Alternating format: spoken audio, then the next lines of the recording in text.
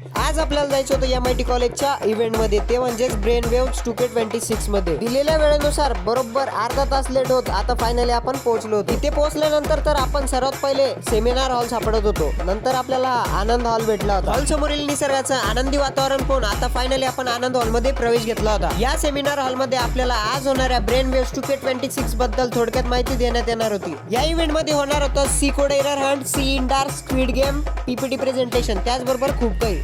या इव्हेंट मध्ये वेगवेगळ्या डिपार्टमेंट नुसार वेगवेगळे डेकोरेशनचे प्रेझेंटेशन करण्यात आलेले होते. आल्याबरोबर तर आपण सी कोड एरर हंट मध्ये ऑन दी स्पॉट रजिस्ट्रेशन करून घेतलं होतं. रजिस्ट्रेशन केल्यानंतर आपण हॉकिन्स वर्ल्ड मध्ये पोहोचलो होतो. तुम्ही स्ट्रेंजर थिंग्स वेब सिरीज पाहिली का? कमेंट सेक्शन मध्ये नक्की सांगा. त्याच्यावरतीच केलेलं हे एक जबरदस्त डेकोरेशन होतं. लगेच समोर आल्यानंतर तर आपल्याला भेटला डेमोग्रोगन म्हणजेच की वेगना. या डेमोग्रोगनला तुम्ही कुठे पाहिल्या एकदा कमेंट सेक्शन मध्ये नक्की सांगा. डेमोग्रोगनची लिफ्ट आली आणि तेवढ्यात लेकिन ये साला कर क्या रहा है यहाँ पे?